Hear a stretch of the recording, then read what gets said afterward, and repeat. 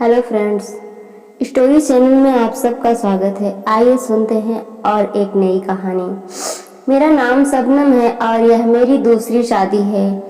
मेरे पहले पति का मेरी शादी के कुछ ही दिनों बाद एक बस दुर्घटना में निधन हो गया था। तब मेरी उम्र बहुत कम थी और मैं विधवा हो गई थी। उस समय मेरी उम्र सिर्फ 25 साल की थी। तब मेरे माता पिता ने मेरी दूसरी शादी 14 साल के आदमी से कर दी थी, क्योंकि मेरे लिए दूसरा व मिलना मुश्किल था।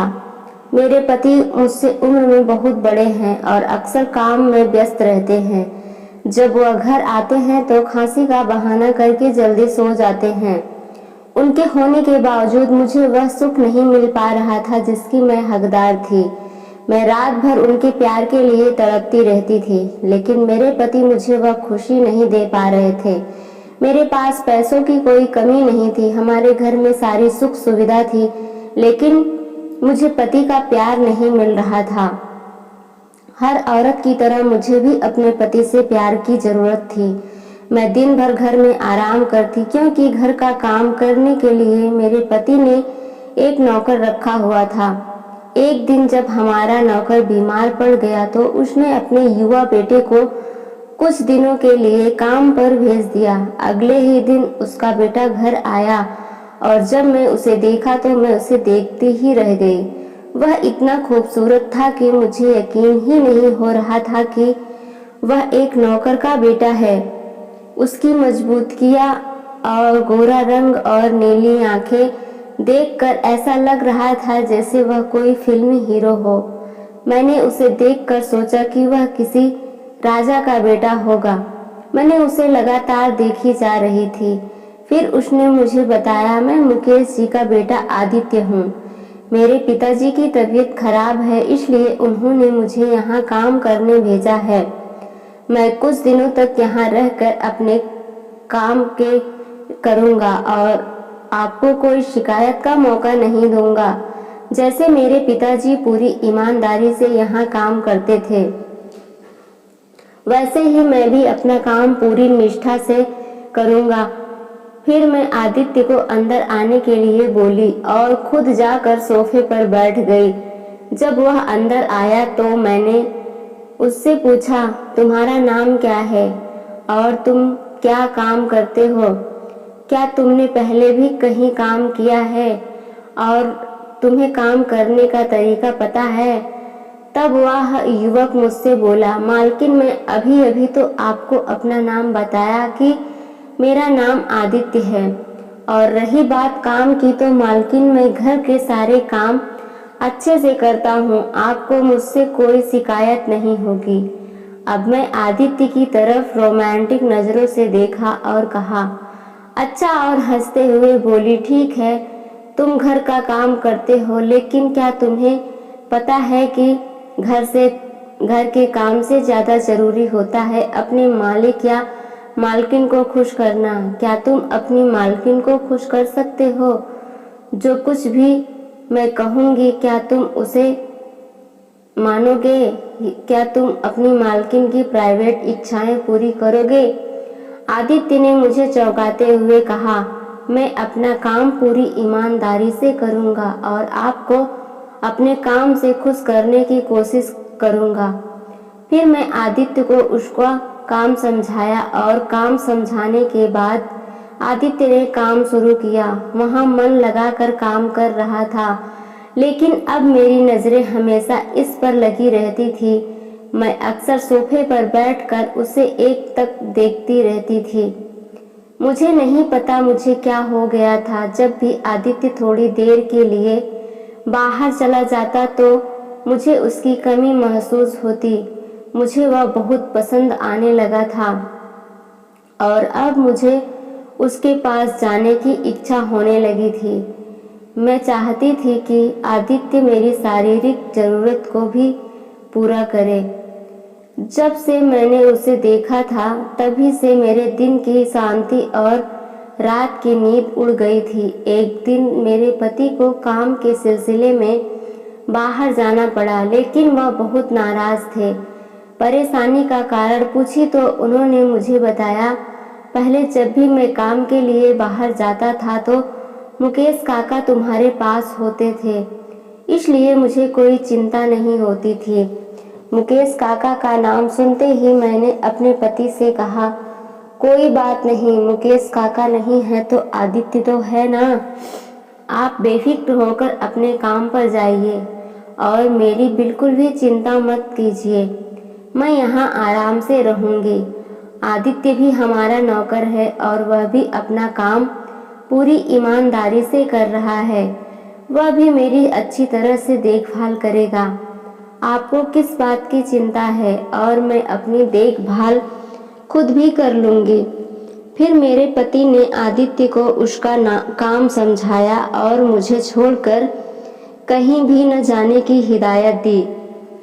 उन्होंने मेरी सारी बातें सुन ली और फिर वह अपने काम के लिए दूसरे शहर चले गए।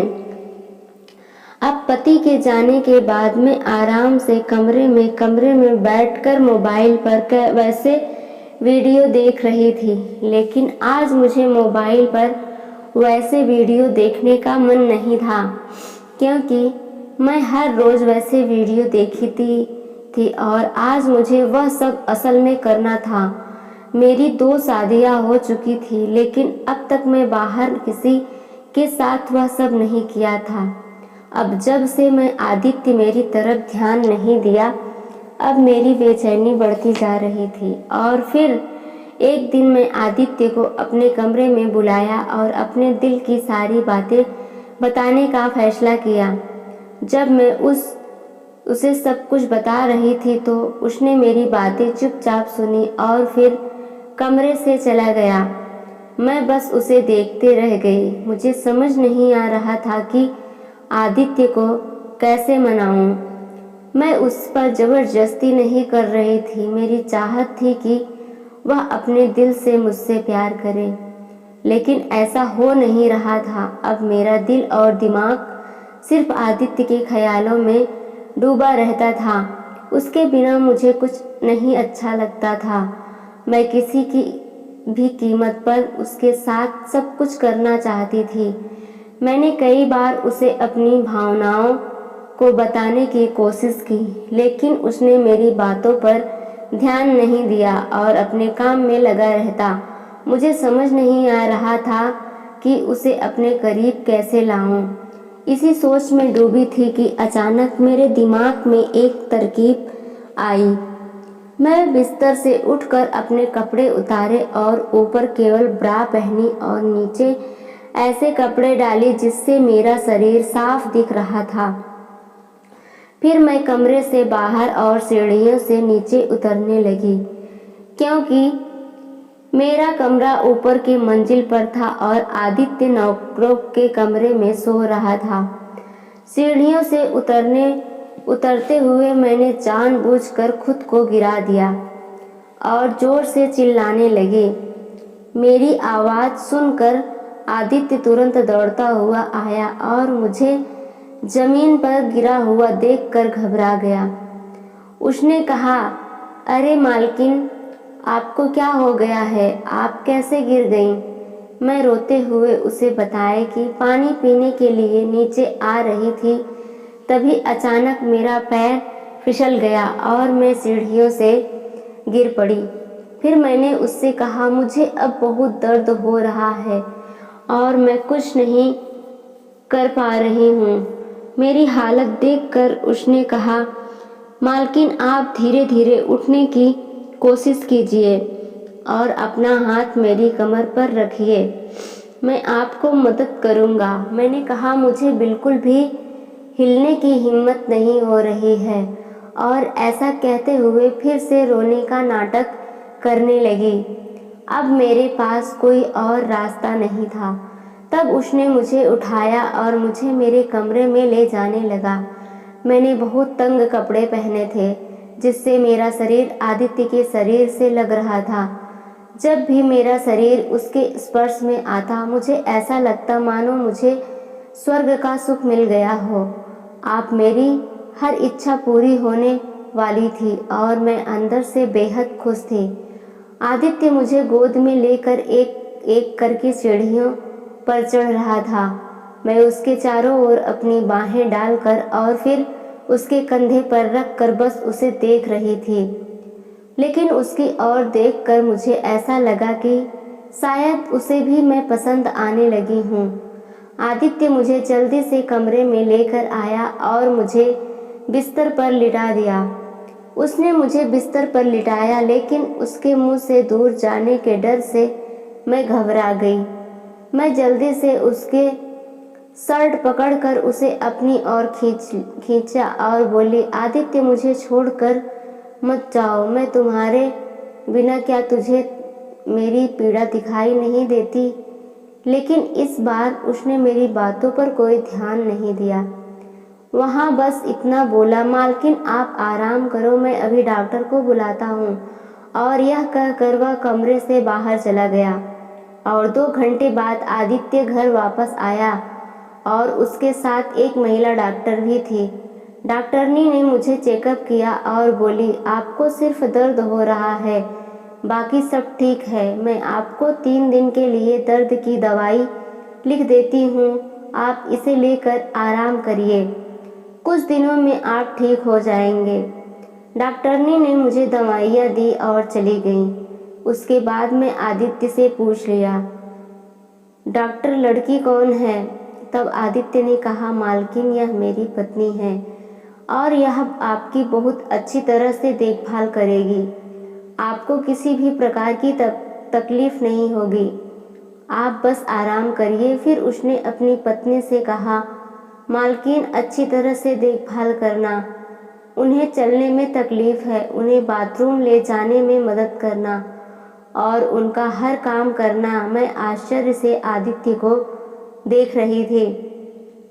फिर आदित्य मुझे बताने लगा, मालकिन इस घर में ना तो मालिक हैं और ना ही कोई महिला, आपकी देखभाल करने के लिए कोई नहीं है।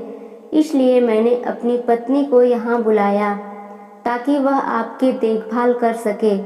इसके बाद आदित्य ने अपनी पत्नी से कहा कि मेरे लिए गर्म पानी तैयार करो। आदित्य की पत्नी जब चली गई तो आदित्य ने मुझसे कहा, मालकिन गरीब लोग हैं, लेकिन हमें अपनी सीमाओं में कैसे रहना है या अच्छे से पता है।